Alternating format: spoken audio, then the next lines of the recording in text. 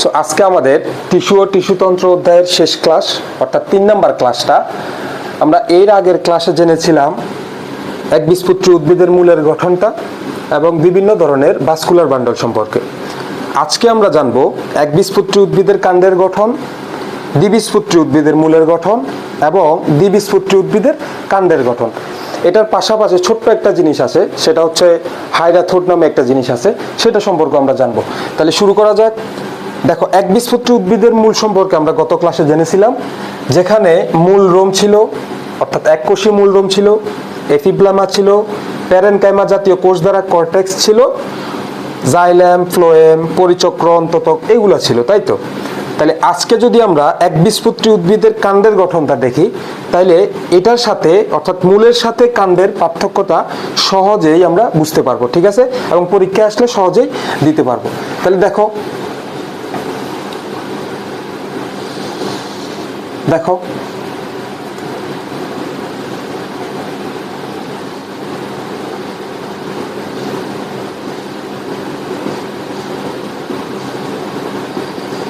Epidermis.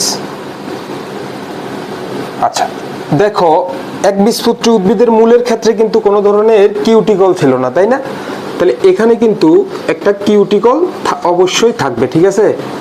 তাহলে একবীজপত্রী উদ্ভিদের কাণ্ডের ক্ষেত্রে একটি কিউটিকল থাকবে, এরপর হচ্ছে এপিডার্মিস থাকবে, তারপর হইল গিয়ে তোমার হাইপোডার্মিস থাকবে। তাহলে আমরা একটু পরে দেখা দিচ্ছি সবগুলা। আঁকায় বা কেমনে দেখো, কিছুটা এরকম।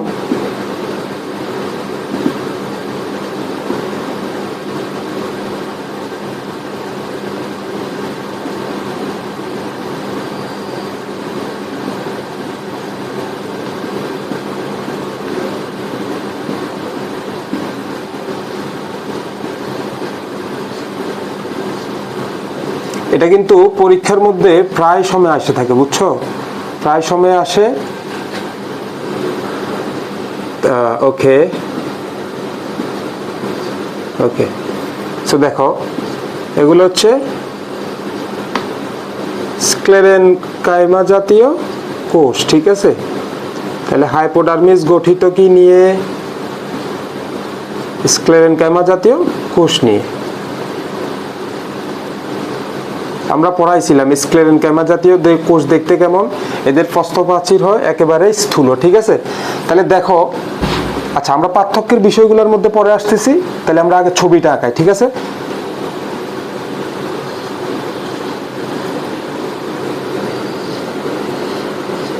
মেটাজাইলেম দিলাম,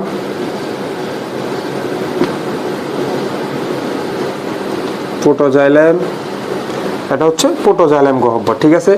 এবং একইভাবে কোষগুলো দিতে হবে।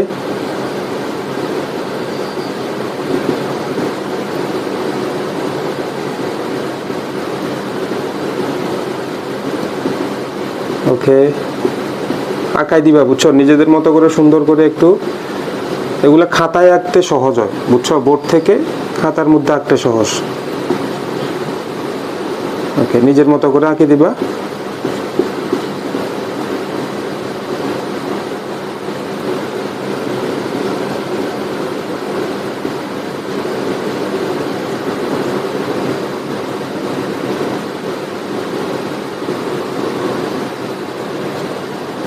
পঞ্চভুজীয় অথবা ষড়ভুজীয়।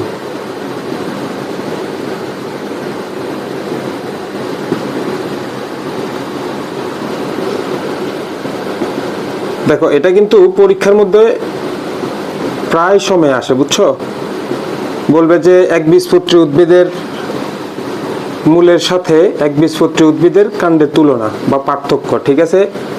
আবার অনেক সময় আসে একবীজপত্রী উদ্ভিদের কাণ্ডের সাথে দ্বিবীজপত্রী উদ্ভিদের কাণ্ডের পার্থক্য, ঠিক আছে?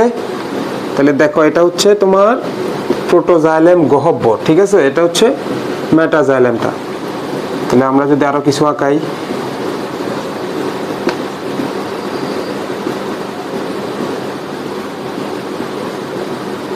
আচ্ছা, তাহলে দেখো, স্ক্লেরেনকাইমা জাতীয় কোষগুলা কেমন মনে আছে তো? মৃত কোষ, অর্থাৎ অনেক বেশি গাঢ় হবে, প্রস্থপ্রাচীর স্থূল হবে। কেমন? এটা সুন্দর করে তোমাদের মতো আঁকাই নিবা।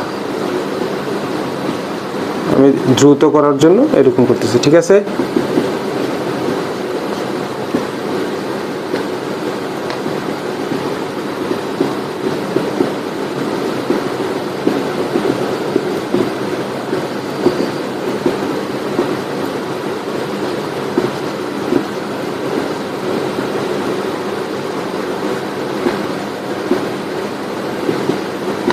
দেখো কি দিচ্ছি এবারই,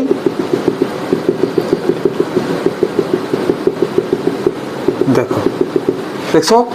তাহলে জাইলেম দিলাম এবং ফ্লোয়েম দিলাম, এবং এক পাশে জাইলেম এবং অপর পাশে ফ্লোয়েম, মাঝখানে কিন্তু কোনো ক্যাম্বিয়াম নাই। কেমন? তাহলে আমরা বলছিলাম মাঝখানে যদি ক্যাম্বিয়াম না থাকে এবং এক পাশে যদি জাইলেম এবং এক পাশে যদি ফ্লোয়েম থাকে, তাহলে সেটাকে কি বলবো? সংযুক্ত বদ্ধ সমপার্শ্বীয়, ঠিক আছে? মুক্ত কখন বলবো? যখন হচ্ছে যে আমাদের ক্যাম্বিয়ামটা থাকবে। কেমন? তাহলে এরপরে ধরো কর্টেক্স ইয়াগুলা দিয়ে দিলা, প্যারেনকাইমা জাতীয় কোষগুলা, অর্থাৎ কর্টেক্সটা দিয়ে দিলা।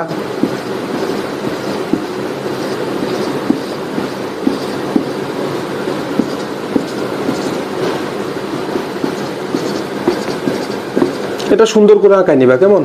নিজেদের মতো করে। এটা খাতায় আঁকাইলে অনেক বেশি সুন্দর হয়, বুঝছো?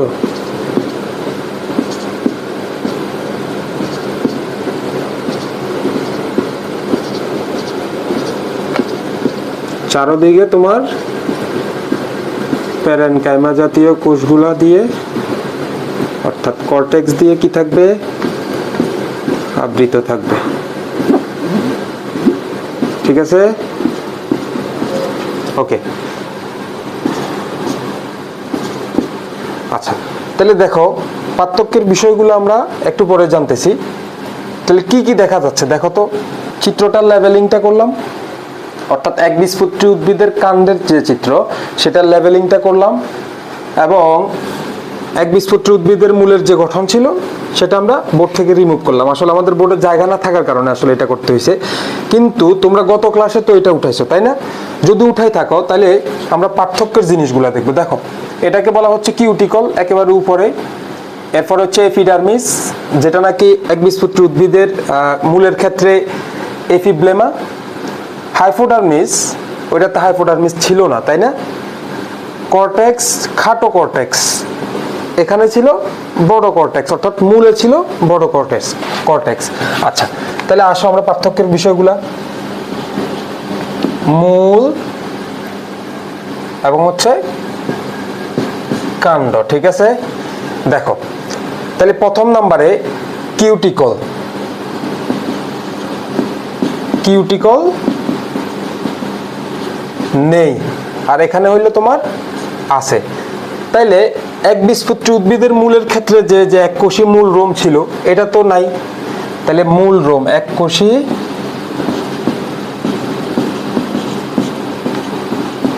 মূল রোম, ঠিক আছে? এককোষী মূল রোম আছে নাই। তাহলে মূলের ক্ষেত্রে ছিল তোমার এপিব্লেমা থাকে, এপিব্লেমা।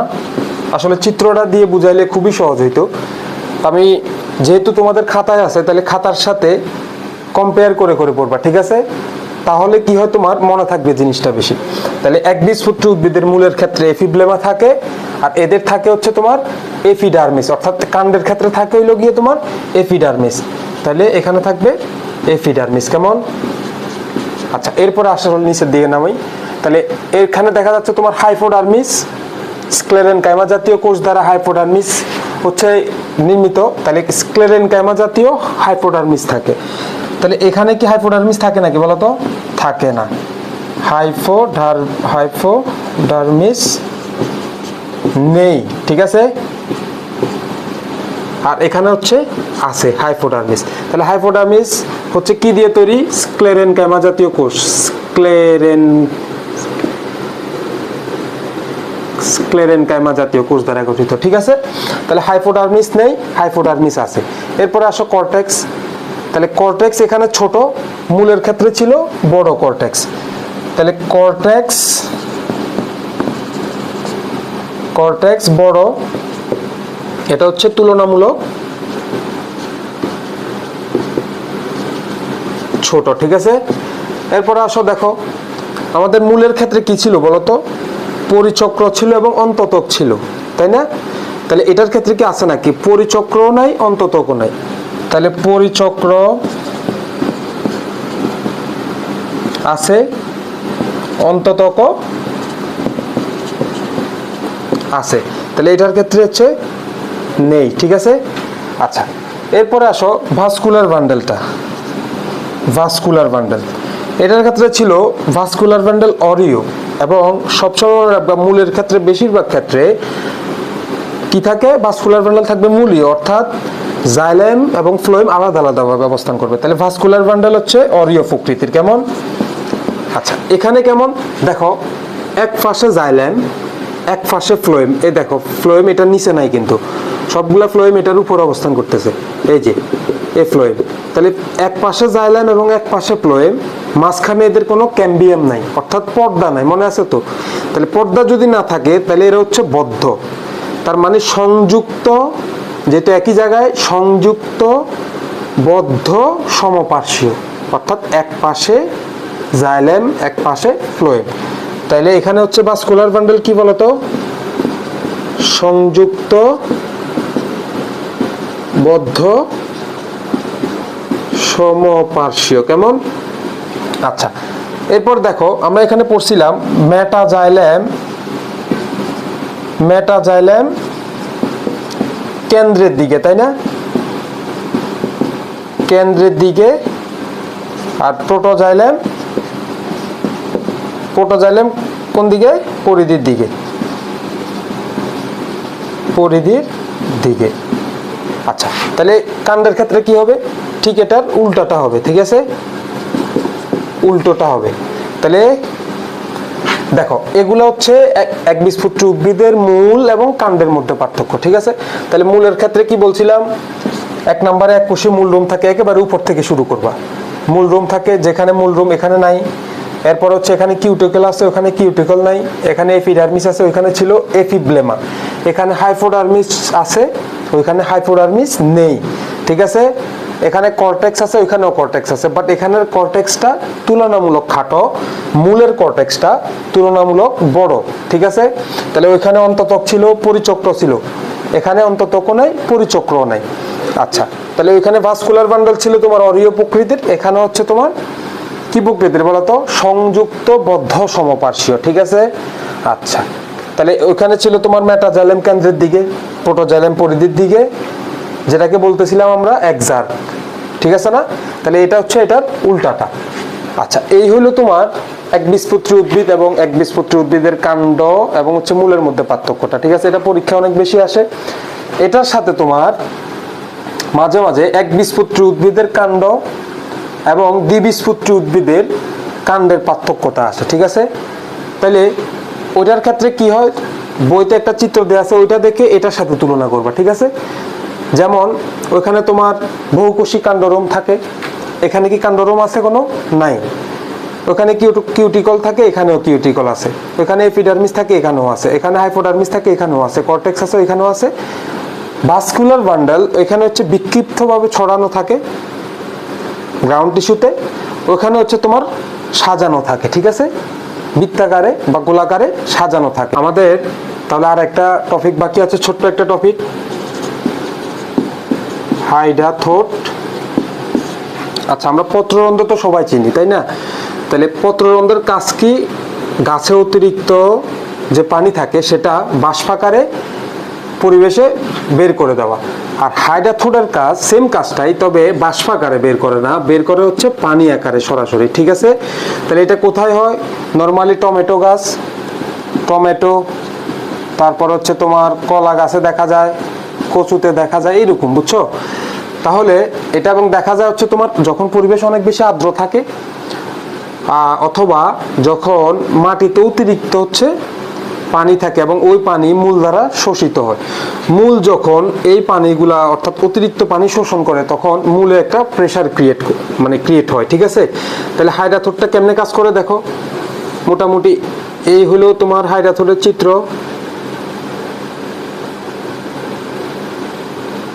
আজকে বুঝছো ভিডিওগুলো কেটে যাচ্ছে শুধু বারবার।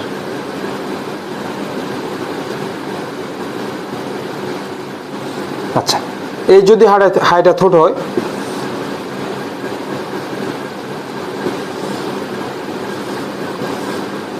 তোমরা সুন্দর করে আঁকাই, আমি জাস্ট বুঝাই দেওয়ার জন্য।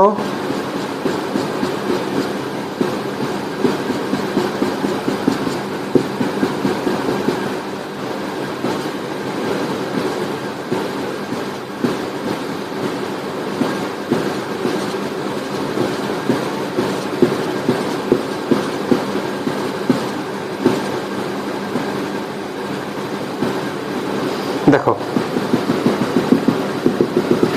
এটা হচ্ছে পত্ররন্ধ্র, এটা হচ্ছে রক্ষী কোষ তোমার। ঠিক আছে, রক্ষী কোষ। এটা হচ্ছে ত্বক, এগুলো হচ্ছে এপিথেম কোষ। এপিথেম কোষ, ঠিক আছে, এপিথেম কোষ।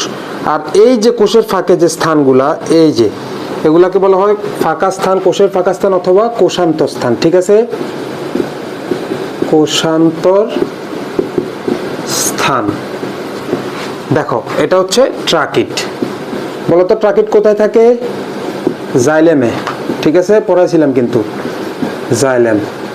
তাহলে দেখো যখন গাছের মূলে অর্থাৎ অতিরিক্ত পানি গ্রহণ করে ফেলে বা খনিজ লবণ বা হচ্ছে পানি অতিরিক্ত গ্রহণ করে তখন যে প্রেসারটা ক্রিয়েট হয়, মূলে এক ধরনের প্রেসার ক্রিয়েট হয়। তখন কি হয়, এই অতিরিক্ত পানিগুলা ট্রাকিড হয়ে আসে হচ্ছে তোমার এপিথেম কোষে। ঠিক আছে, কোষের মধ্যে আসে এপিথেম কোষে। তখন এরপরে কি হয়, কোষ থেকে এই পানিগুলো চলে যায় কোষান্তর স্থান অর্থাৎ ফাঁকা স্থান, কোষের ফাঁকা স্থান। এই ফাঁকা স্থানগুলো তোমার পানি চলাচলে সাহায্য করে, অর্থাৎ এগুলা রক্ষী কোষের যে পানি গহ্বর থাকে, এই পত্ররন্ধ্রের, সেখানে যেতে সাহায্য করে। তাহলে অতিরিক্ত পানিগুলো প্রথমে ট্রাকিড হয়ে এপিথেম কোষে আসতেছে, সেখান থেকে ফাঁকা স্থান অর্থাৎ কোষান্তর স্থানে যাচ্ছে। কোষান্তর স্থান হয়ে সেগুলো যাচ্ছে পানি গহ্বরে।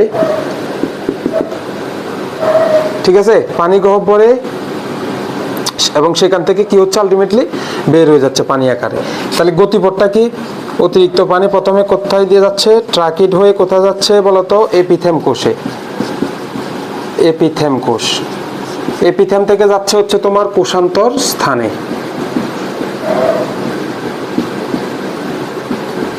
সেখান থেকে যাচ্ছে পানি গহ্বরে। ঠিক আছে, পানি গহ্বরে জমা হচ্ছে, সেখান থেকে কি হচ্ছে আলটিমেটলি পানিগুলা ফোঁটা ফোঁটা আকারে বের হয়ে যাচ্ছে। ঠিক আছে, তাহলে এই হলো আমাদের মোটামুটি এই অধ্যায় এখানে শেষ হলো। তাহলে নেক্সট ক্লাসে দেখা হবে আবার। আর এটা হচ্ছে তোমরা তুলে নিবা, এবং আজকে ভিডিও বারবার আসলে কেটে যাওয়ার কারণে আমরা ঠিকমতো দেখাইতেও পারি নাই।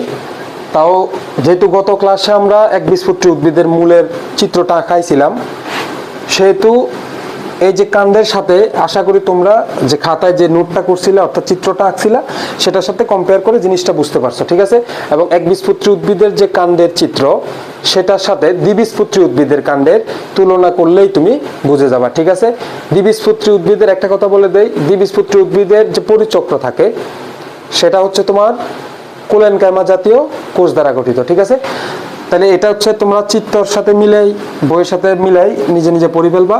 আর হচ্ছে হলো হাইড্রাথোড, যেটা ছোট্ট একটা টপিক ছিল। ঠিক আছে, তাহলে পরবর্তী ক্লাসে দেখা হবে।